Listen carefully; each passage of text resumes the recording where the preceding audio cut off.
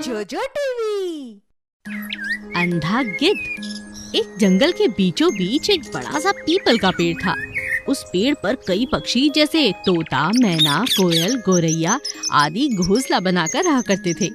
वो सभी पक्षी आपस में बहुत प्यार से रहते थे और हमेशा एक दूसरे की बहुत मदद करते थे। एक दिन जोर का तूफान आता है और एक गिद्ध उड़ता हुआ उसी पेड़ पर आकर बैठ जाता है। तूफान थम जाने के बाद सभी पक्षी उसे वहाँ से जाने के लिए कहते हैं। तोता कहता है, अरे ओ गिद्ध महाराज, तूफान थम गया है, अब आप यहाँ से चले जाएं। अरे भाई, मैं बूढ़ा अब कहाँ जाऊँगा? कहीं भी जाइए, लेकिन हम आपके कारण सबको खतरे में नहीं डाल सकते। मैं किसी के लिए कैसे खतरा हो सकता हूँ? मुझे तो कुछ दिखाई भी नहीं देता। मुझे यहीं रहने दीजिए, जो आप लोग दोगे मैं खा लूँगा।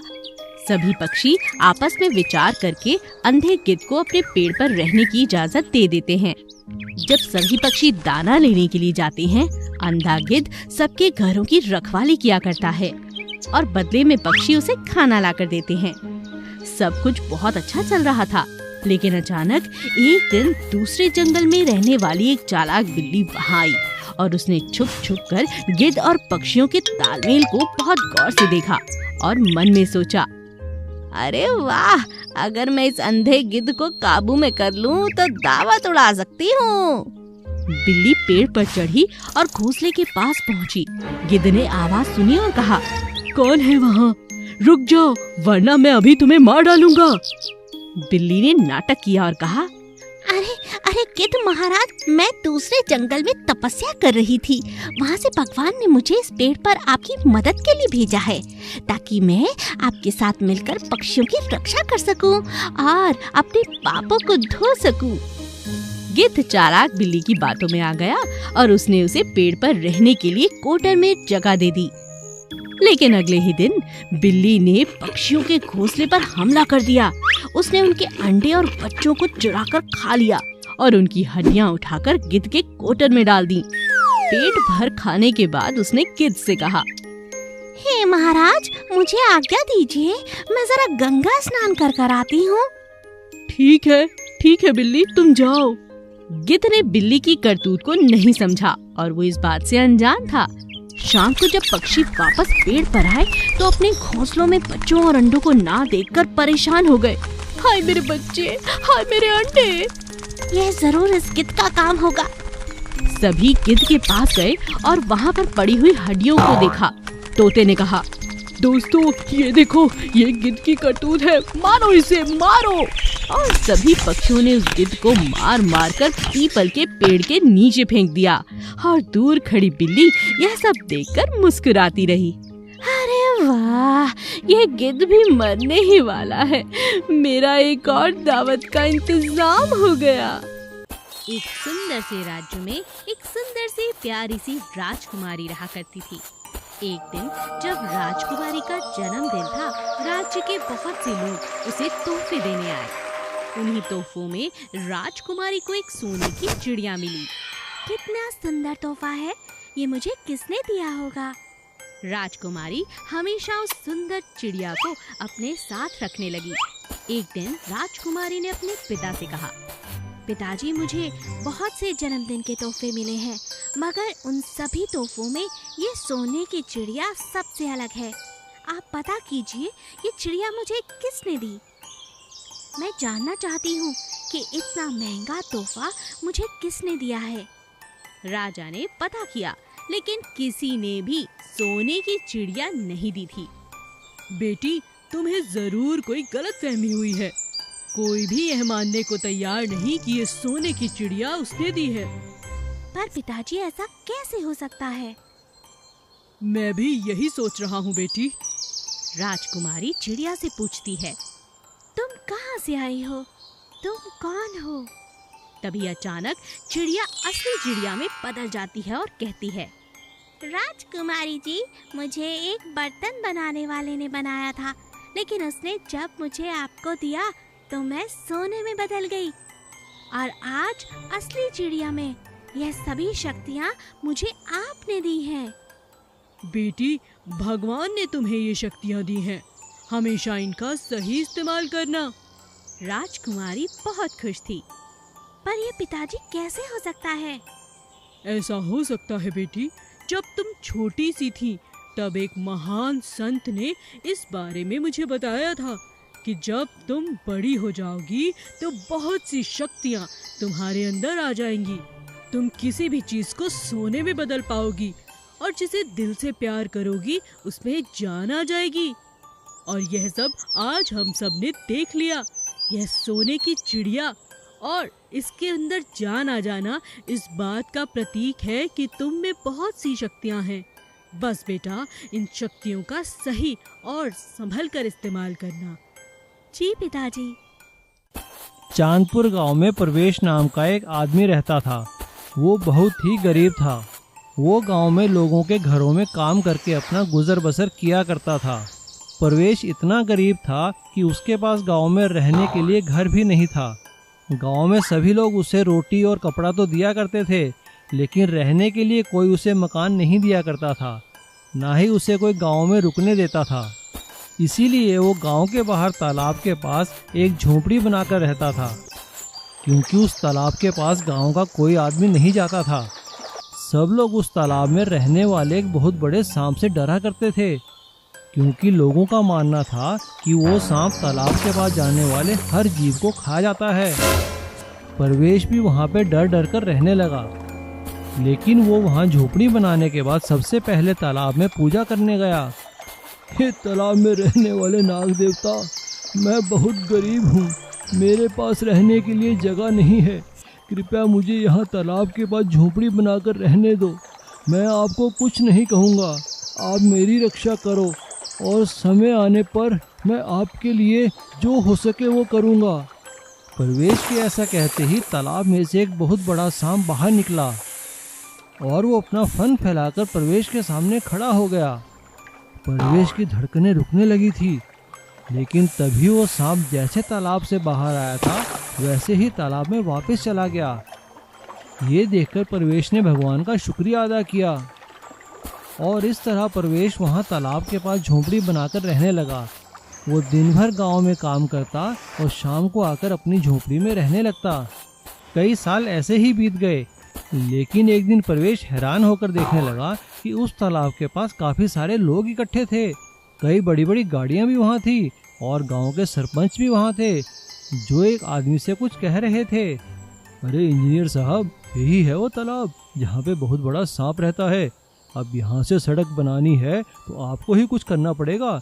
ये बात सुनते ही प्रवेश समझ गया कि जो गांव के पास से सड़क बननी थी वो इस तालाब के पास होकर गुजरेगी। तभी वहाँ खड़े एक बहुत बड़े इंजीनियर ने कहा, अरे सरपंच जी, आप फिक्र मत कीजिए, ऐसे सांपों को तो हम 2 मिनट में ख़त्म कर देते हैं। हमारे पास बड़ी बड़ी मशीनें हैं, कुचल के रख देंगे इस नाग को।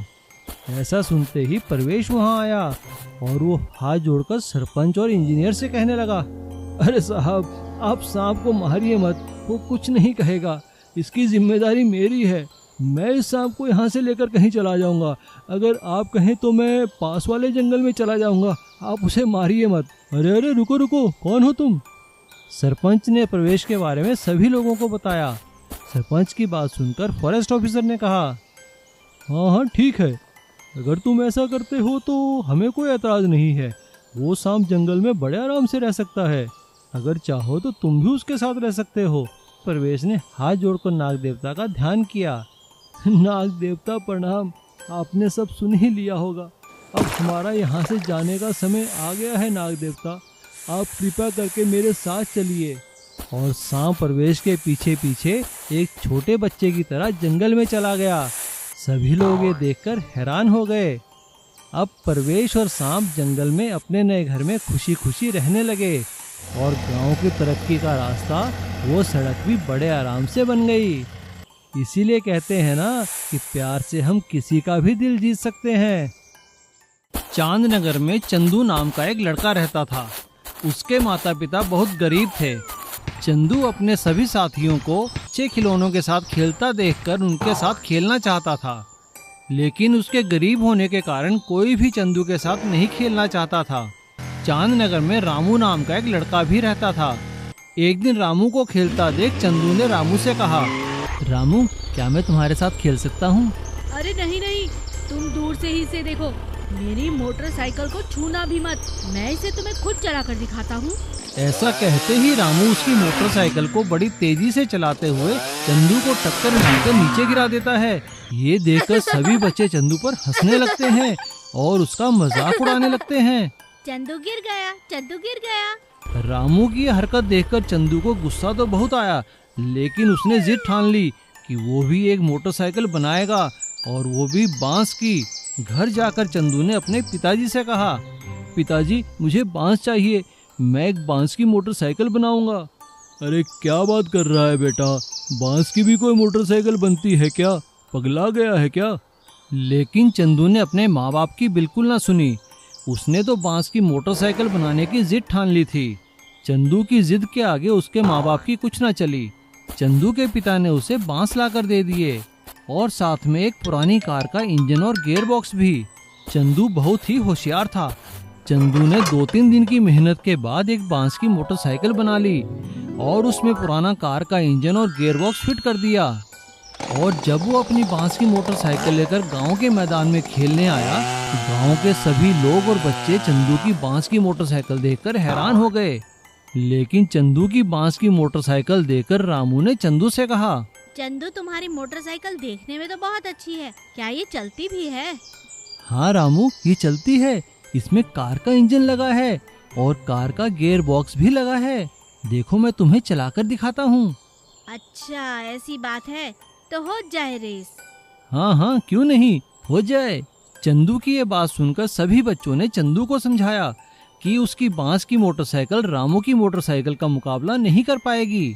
लेकिन चंदू नहीं माना, क्योंकि उसे अपनी बनाई हुई चीज पर बहुत विश्वास था। उसे मालूम था कि उसकी मोटरसाइकिल का फ्रेम ही बांस का है, लेकिन उसमें इंजन और गियर बॉक्स तो कार का लगा है और उसके बांस के बने पहिए चंदू की मोटरसाइकिल के रबड़ के पहियों से मजबूत हैं। और दोनों शर्त अनुसार पहाड़ी की ढलान पर रेस लगाने के लिए तैयार हो गए। रामू की मोटरसाइकिल रेस शुरू होते ही पहले तो बड़ी तेजी से ढलान पर आगे निकल गई, लेकिन थोड़ी दूर जाने के बाद एक तीखी चट्टान के कारण उसका रबड़ का पहिया पंचर हो गया और रामू मोटरसाइकिल से ढलान के साथ वाले सूखे कीचड़ में गिर गया। रामू को कीचड़ में लथपथ देख सभी बच्चे हंसते हंसते लोटपोट हो गए। देखो रामू की मोटरसाइकिल गिर गई। और इधर चंदू अपनी बांस की मोटरसाइकिल के साथ रामू से काफी आगे निकल गया और रेस जीत गया। रेस जीतने के बाद सभी बच्चों ने तालियों के साथ चंदू का स्वागत किया। जादुई गाय का बदला। एक गांव में महेश नाम का एक आदमी अपनी माँ के साथ रहा करता था। वो चरवाहा था। वो गांव की सभी गायों को जंगल में चराने के लिए ले जाया करता था। गांव के सभी लोग उसको इस काम के लिए पैसे दिया करते थे। महेश अपनी गायों से बहुत प्यार किया करता था। अरे मीना, चंपा, चमेली, कमला कहाँ चली गई? आ जाओ, घर नहीं जाना है, शाम हो गई है। महेश की आवाज सुनते ही सभी गायें दौड़ी चली आया करती थी। एक दिन महेश की मौसी विमला उसकी माँ से मिलने आई। अरे कमला, तुम्हारा महेश तो देखो कितना बड़ा नौजवान बन गया है। इसकी शादी वादी करनी भी है कि नहीं? हाँ विमला दीदी, शादी तो करनी है, मगर इसे अपनी बेटी देगा कौन? अरे हमारे पड़ोसी छन्नू लाल की बेटी नहीं है, वही रमा, उससे शादी करवा देती हूँ मैं इसकी। हाँ। महेश की माँ अपनी बहन की बात मान लेती है और महेश की शादी छन्नू लाल की बेटी रमा से हो जाती है। रमा देखने में तो बहुत सुंदर थी, लेकिन दिल की बहुत कुटिल थी। शादी के बाद महेश ने उसे अपनी सभी गायों से मिलवाया, लेकिन उन्हें देखकर रमा नाक मुंह सिकोड़ने लगी।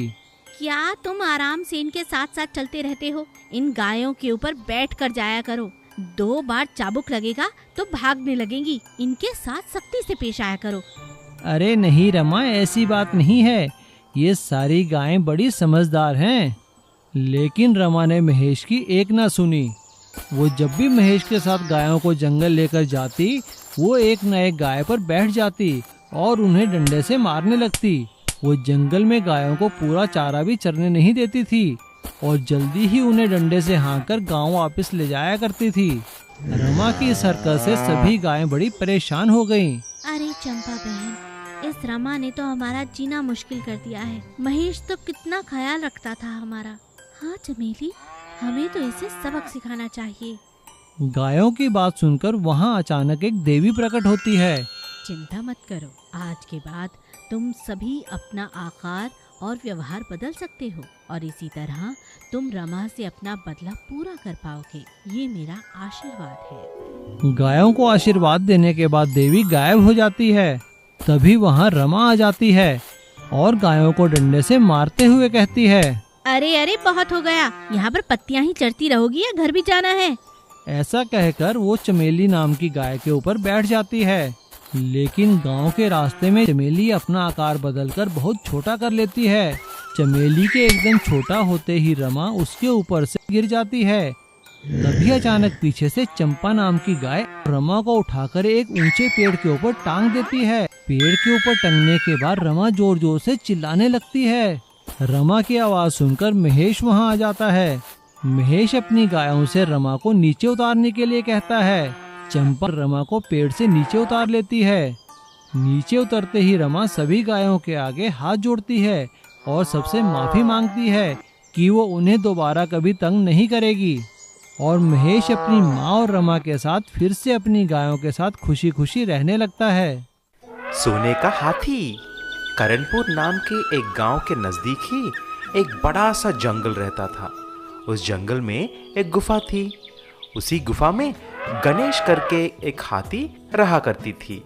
वह एक बड़ा भक्त था। गणेश हर रोज भगवान को प्रार्थना करता था। वह एक दिन भगवान के लिए तपस्या करना शुरू कर दिया। थोड़े दिन के बाद भगवान प्रत्यक्ष हुआ। गणेश हाथी, मैं तुम्हारा तपस्या से बहुत खुश हूँ। बोलो तुम्हें क्या चाहिए? भगवान, मुझे सबसे अलग बना दो। मुझे एक सोने की हाथी में बदल डालो। हाथी ऐसा पूछते ही भगवान तथास्तु बोलता है और तुरंत गणेश एक सोने के हाथी में बदल जाता है। ये बात करणपुर के सारे गांव में फैल जाता है और सारे गांव के लोग उसे देखने जंगल में चले जाते हैं। उसी गांव का रहने वाला सूरज अपने पत्नी शिल्पा और बेटा राजू के साथ रहता था। सूरज बहुत ही गरीब था। एक दिन उसने, अरे ओ शिल्पा, सुनती हो? पास ही जंगल में एक सोने का हाथी है, चलो चलकर देखते हैं। मैं नहीं आऊंगी। तुमको कुछ और काम नहीं है? पैसा कमाना तो नहीं आता, लेकिन हाथी को देखने चलेगा। तुम्हें जाना है तो जाओ, मैं नहीं आऊंगी। शिल्पा ऐसा बोलने पर सूरज और राजू हाथी को देखने चले जाते हैं। वहां जाकर सूरज हाथी से बोला, हाथी जी, आप तो जादुई हाथी दिख रहे हैं। मैं एक गरीब किसान हूँ। मेरा फसल पूरा बारिश की वजह से खराब हो गया है और मेरे पास घर चलाने के लिए भी कुछ पैसे नहीं हैं। कृपा करके मुझे कुछ सहायता करो। ये बात सुनकर हाथी अपना सोने के दांत के टुकड़े को तोड़कर उसे देकर ऐसा बोला, सूरज, तुम एक नेक इंसान लग रहे हो। तुम इन सोने के दांतों को बेचकर अपना सारा मुश्किलें दूर करो। सूरज सोने के दांतों को लेकर उन्हें बाजार में बेचकर सारा कर्ज चुका लेता है। लेकिन उसके बाद सूरज बहुत ही आलसी बन जाता है। उसे जब भी पैसों की जरूरत होती तभी गणेश हाथी के पास जाकर उससे सोना लाकर बाजार में बेचकर अय्याशी करता था। उसके दोस्तों से मिलकर पीना तो रोज का काम हो गया। एक दिन वह बहुत पीता है और नशे में अपनी दोस्तों के साथ जंगल जाकर उस सोने के हाथी को मारना चाहा। तभी वह कुछ दोस्तों के साथ एक जाल लेकर जंगल चला जाता है। अरे सूरज, अब क्या हुआ? तुम फिर मेरे पास आ गए? क्या तकलीफ है अभी? तभी अचानक सूरज ने हाथी पे जाल डाल देता है, लेकिन हाथी चौकन्ना होकर हट जाती है और उसके सूंड के साथ सूरज को उठा लेती है और मारना चाहती थी। लेकिन तभी सूरज के पत्नी और बेटा आते हैं। गणेश महाराज, सूरज नशे में आकर ऐसा काम करने के लिए सोचा है। कृपा करके उसे छोड़ दीजिए, वो मेरे पति हैं। उसकी पत्नी को देख गणेश हाथी सूरज को छोड़ देता है। सूरज, तुम अपनी पत्नी की वजह से आज बच गए हो। तुम अभी से एक अच्छा इंसान बन के रहना, ठीक है? सोने का स्कूल। एक समय की बात है, एक गांव में सुशील नाम का एक आदमी अपनी बेटी मोना के साथ रहता था। मोना बहुत ही होशियार और नेक लड़की थी। उसे पढ़ने लिखने का बहुत शौक था।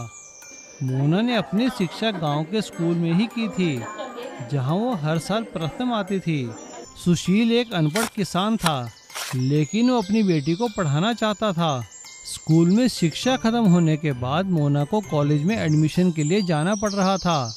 मोना की आगे की पढ़ाई के बारे में सुशील को चिंता होने लगी। अब तो मोना को आगे पढ़ाने के लिए मुझे स्कूल से शहर भेजना पड़ेगा, लेकिन वहाँ तो बहुत पैसे लगेंगे। चलो जाकर देखता हूँ। अगले दिन सुशील शहर जाकर कॉलेज के प्रिंसिपल से मिलता है और उनसे मोना की एडमिशन की बात करता है। मोना की मार्कशीट देखकर और सुशील की बातें सुनकर कॉलेज के प्रिंसिपल उससे कहते हैं, देखो तुम्हारी बातें बिल्कुल ठीक है। तुम्हारी बेटी के नंबर अच्छे हैं और तुम उसे पढ़ाना भी चाहते हो, लेकिन इस कॉलेज में पढ़ाने के लिए तुम्हें कम से कम इतनी फीस तो देनी ही पड़ेगी। क्या तुम दे पाओगे? जी सर, मैं गरीब बेशक हूँ, लेकिन अपनी बेटी को पढ़ाने के लिए मैं कुछ भी करूँगा। आप बस उसकी एडमिशन कर दीजिए। तो ठीक है, 2 दिन बाद तुम पैसे लेकर आ जाना। बाकी सारी फॉर्मेलिटी अभी बाहर जाकर पूरी कर लो। सुशील फॉर्मेलिटी पूरी करके घर आ जाता है, लेकिन उसे चिंता थी कि वो 2 दिन बाद कैसे कॉलेज की फीस जमा करेगा। सुशील इसी चिंता में सो जाता है, लेकिन सोने के बाद सुशील को एक जादुई देवी दिखाई देती है, जो कि उससे कहती है, सुशील उठो, मैं तुम्हारी भावनाओं की कदर करती हूँ। मैं जानती हूँ कि तुम अपनी बेटी को पढ़ाना चाहते हो। मैं तुम्हारी मदद करना चाहती हूँ। ये लो, ये रहा एक सोने का स्कूल। ये तुम्हारी बेटी को पढ़ाने में मदद करेगा, लेकिन ध्यान रहे लालच ना करना। और वो देवी ऐसा कहते ही गायब हो जाती है। तभी अचानक सुशील की नींद खुल जाती है और वो सपने के बारे में सोचने लगता है। तभी उसे जमीन पर कुछ चमकता हुआ नजर आता है। वो ये देखकर हैरान हो जाता है कि ये तो उसी स्कूल का मॉडल था जो उसे वो देवी देना चाहती थी। सुशील उठकर देखता है तो वो पूरा सोने का बना हुआ था। अब सुशील समझ जाता है कि देवी ने उसे सोने का स्कूल देखकर उसकी मदद की है। सुशील अगले ही दिन वो सोने के स्कूल का मॉडल शहर एक सुनार के पास गिरवी रख देता है। सेठ जी, मैं ये सोने के स्कूल का मॉडल आपके पास गिरवी रखना चाहता हूँ। मुझे बस अपनी बच्ची की शिक्षा के लिए कुछ पैसे चाहिए। हाँ, ठीक है भाया, ये तो खरे सोने का है। हाँ, लेकिन पैसे वापस ना करोगे तो मैं इसे बेच दूंगा। अरे नहीं सेठ जी, मैं समय पर आपके पैसे वापस कर दूंगा। और इस तरह सोने के स्कूल से मिले पैसों से वो अपनी बेटी की शहर के कॉलेज में एडमिशन करवा देता है और बड़ी मेहनत करके जल्दी ही सुनार के पैसे वापस कर देता है और वो सोने का स्कूल वापस लेकर अपने घर में सजा देता है। और इधर उसकी बेटी मोना पढ़ लिख कर एक बहुत बड़ा ऑफिसर बन जाती है। अब सुशील के सभी सपने पूरे हो चुके थे। सुशील उस सोने के स्कूल का धन्यवाद करता है और साथ ही साथ देवी सरस्वती का भी, जिन्होंने उसकी सोने का स्कूल देकर मदद की थी। गुफा का रहस्य और शेर खान। जंगल का राजा शेर बहुत ही ज्यादा बुद्धिमान और समझदार था। उसे अपनी प्रजा की रक्षा हमेशा से करनी आती थी, लेकिन इस बार राजा शेर के सामने एक बहुत बड़ा संकट आकर खड़ा हो चुका था। एक हफ्ते से भीषण बरसात और बादलों की गड़गड़ाहट से सभी जानवर बहुत ज्यादा परेशान हो चुके थे। सभी जानवर जंगल में अपने अपने दोस्तों के यहाँ पर रुके हुए थे। राजा शेर के पास सभी जानवर मदद मांगने के लिए आने लगे। चूहे ने कहा, महाराज कुछ कीजिए, पूरा जंगल खतरे में है। अगर इसी तरह बारिश होती रही तो हम सब बाढ़ की चपेट में आ जाएंगे। हाथी ने कहा, महाराज मेरा एक प्रस्ताव है आपके सामने। अगर आप कहें तो हम सब एक योजना बनाकर ऊपर की पहाड़ी के पास जाकर रह सकते हैं। यहाँ अब खतरा है, यहाँ रहना बहुत खतरनाक है। राजा को हाथी की बात बहुत पसंद आती है। राजा सभी से कहता है, बहुत बढ़िया बात कही है हाथी ने। हम सबको ऊपर वाली पहाड़ी के पीछे चले जाना चाहिए। हम सब मिलकर वहाँ बढ़िया बढ़िया घर बना लेंगे। कुछ ही दिनों की बात है, हिम्मत मत हारो साथियों। मगर राजा की बात सुनकर एक खरगोश जोर से डरकर बोला, हाँ, क्या कहा? ऊपर की पहाड़ी? नहीं नहीं नहीं, वहाँ से मरकर मेरे माता पिता की मृत्यु हुई थी। वो पहाड़ी बहुत ही खुफिया है महाराज, मैं वहाँ नहीं जाऊँगा। और आपसे भी यही कहता हूँ कि कोई वहाँ ना जाए, वो भूतिया है, भूतिया। चुप हो जाओ खरगोश, भूतिया भूतिया कुछ नहीं होता। अगर इंसान डरता है तो जानवरों से, शेर से, और ऐसी कोई ताकत नहीं पृथ्वी पर जिससे कोई डर सके। अगर तुम लोगों को मेरे साथ आना है तो आओ, नहीं तो पहले जाकर मैं एक बार हाथी के साथ वहाँ पर जांच पड़ताल कर कर वापस आता हूँ। उसके बाद आप सब मेरे साथ चल सकते हैं। जी महाराज, मुझे लगता है यही सही रहेगा। जी महाराज। सभी ने खरगोश की बात पर हामी भर दी और राजा शेर हाथी को लेकर पहाड़ी के पीछे चला गया, ये देखने के लिए कि क्या सच में वहाँ पर कोई खुफिया चीज है।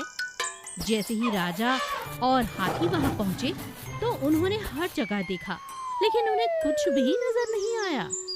तभी उनकी नजर बहुत सारे हीरे, जवाहरात, सोने और चांदी पर पड़ी, जिनकी चमक से हर जगह चमक रही थी। राजा शेर ने हाथी से कहा, आज समझ में आया ये जगह कोई खुफिया नहीं, ये डकैतों के सामान रखने की जगह है। ये देखो खजाना, वो लोग लूट पाट कर कर यहीं आते होंगे और यहाँ आए हुए जानवरों को सताते होंगे। खरगोश ने बिल्कुल ठीक कहा। चलो, आज से ये जगह अब हमारे कब्जे में है। इन बंदूकों को अपने कब्जे में ले लो और सभी जानवरों को आदेश दो कि तुरंत यहाँ आ जाएं, ताकि हम अपना जीवन बचा सकें। एक बार हमें देख लिया ना तो ये डकैत यहाँ आना बंद ही कर देंगे। और ठीक ऐसा ही हुआ। राजा और जंगल के सभी जानवरों के वहां जाने के बाद उन्हें तो सुरक्षा मिली ही, साथ ही डकैतों ने उस तरफ आना भी बंद कर दिया। इस तरह एक समझदार राजा के होते हुए पूरी प्रजा को सुरक्षा मिली। चांदपुर गांव में प्रवेश नाम का एक आदमी रहता था। वो बहुत ही गरीब था। वो गांव में लोगों के घरों में काम करके अपना गुजर बसर किया करता था। प्रवेश इतना गरीब था कि उसके पास गांव में रहने के लिए घर भी नहीं था। गांव में सभी लोग उसे रोटी और कपड़ा तो दिया करते थे, लेकिन रहने के लिए कोई उसे मकान नहीं दिया करता था, ना ही उसे कोई गांव में रुकने देता था। इसीलिए वो गांव के बाहर तालाब के पास एक झोपड़ी बनाकर रहता था, क्योंकि उस तालाब के पास गांव का कोई आदमी नहीं जाता था। सब लोग उस तालाब में रहने वाले एक बहुत बड़े सांप से डरा करते थे, क्योंकि लोगों का मानना था कि वो सांप तालाब के पास जाने वाले हर जीव को खा जाता है। प्रवेश भी वहाँ पे डर डर कर रहने लगा, लेकिन वो वहाँ झोपड़ी बनाने के बाद सबसे पहले तालाब में पूजा करने गया। हे तालाब में रहने वाले नाग देवता, मैं बहुत गरीब हूँ, मेरे पास रहने के लिए जगह नहीं है, कृपया मुझे यहाँ तालाब के पास झोपड़ी बनाकर रहने दो। मैं आपको कुछ नहीं कहूँगा, आप मेरी रक्षा करो और समय आने पर मैं आपके लिए जो हो सके वो करूँगा। प्रवेश के ऐसा कहते ही तालाब में से एक बहुत बड़ा सांप बाहर निकला और वो अपना फन फैलाकर प्रवेश के सामने खड़ा हो गया। प्रवेश की धड़कनें रुकने लगी थी, लेकिन तभी वो सांप जैसे तालाब से बाहर आया था वैसे ही तालाब में वापस चला गया। ये देखकर प्रवेश ने भगवान का शुक्रिया अदा किया और इस तरह प्रवेश वहाँ तालाब के पास झोपड़ी बनाकर रहने लगा। वो दिन भर गांव में काम करता और शाम को आकर अपनी झोपड़ी में रहने लगता। कई साल ऐसे ही बीत गए, लेकिन एक दिन प्रवेश हैरान होकर देखने लगा कि उस तालाब के पास काफी सारे लोग इकट्ठे थे। कई बड़ी बड़ी गाड़ियां भी वहाँ थी और गांव के सरपंच भी वहाँ थे, जो एक आदमी से कुछ कह रहे थे। अरे इंजीनियर साहब, यही है वो तालाब जहाँ पे बहुत बड़ा सांप रहता है। अब यहाँ से सड़क बनानी है तो आपको ही कुछ करना पड़ेगा। ये बात सुनते ही प्रवेश समझ गया कि जो गांव के पास से सड़क बननी थी वो इस तालाब के पास होकर गुजरेगी। तभी वहाँ खड़े एक बहुत बड़े इंजीनियर ने कहा, अरे सरपंच जी, आप फिक्र मत कीजिए, ऐसे सांपों को तो हम 2 मिनट में ख़त्म कर देते हैं। हमारे पास बड़ी बड़ी मशीनें हैं, कुचल के रख देंगे इस नाग को। ऐसा सुनते ही परवेश वहां आया और वो हाथ जोड़कर सरपंच और इंजीनियर से कहने लगा, अरे साहब, आप सांप को मारिए मत, वो कुछ नहीं कहेगा, इसकी जिम्मेदारी मेरी है। मैं इस सांप को यहाँ से लेकर कहीं चला जाऊंगा। अगर आप कहें तो मैं पास वाले जंगल में चला जाऊंगा, आप उसे मारिए मत। अरे अरे रुको रुको, कौन हो तुम? सरपंच ने परवेश के बारे में सभी लोगों को बताया। सरपंच की बात सुनकर फॉरेस्ट ऑफिसर ने कहा, हाँ हाँ ठीक है, अगर तुम ऐसा करते हो तो हमें कोई एतराज नहीं है। वो सांप जंगल में बड़े आराम से रह सकता है, अगर चाहो तो तुम भी उसके साथ रह सकते हो। परवेश ने हाथ जोड़कर नाग देवता का ध्यान किया। नाग देवता प्रणाम, आपने सब सुन ही लिया होगा। अब हमारा यहाँ से जाने का समय आ गया है। नाग देवता, आप कृपा करके मेरे साथ चलिए। और सांप परवेश के पीछे पीछे एक छोटे बच्चे की तरह जंगल में चला गया। सभी लोग ये देखकर हैरान हो गए। अब परवेश और सांप जंगल में अपने नए घर में खुशी खुशी रहने लगे और गांव की तरक्की का रास्ता, वो सड़क भी बड़े आराम से बन गई। इसीलिए कहते हैं ना कि प्यार से हम किसी का भी दिल जीत सकते हैं।